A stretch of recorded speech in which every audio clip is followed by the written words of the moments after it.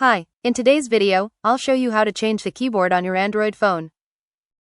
Whether you want to switch to a different keyboard app or use another keyboard that's already installed, the process is simple and only takes a few minutes. Let's get started. First, open the Settings app on your Android phone. Next, scroll down and tap System, General Management, or Additional Settings, depending on your device. Then, tap Languages and Input, Keyboard, or Keyboard and Input Method. Select on-screen keyboard or manage keyboards. If you've already installed another keyboard, such as Gboard or Microsoft SwiftKey, turn it on and follow any permission prompts that appear. After that, tap Default Keyboard or Current Keyboard, then choose the keyboard you want to use. Open any app where you can type, such as Messages or Notes, to make sure your new keyboard is working correctly.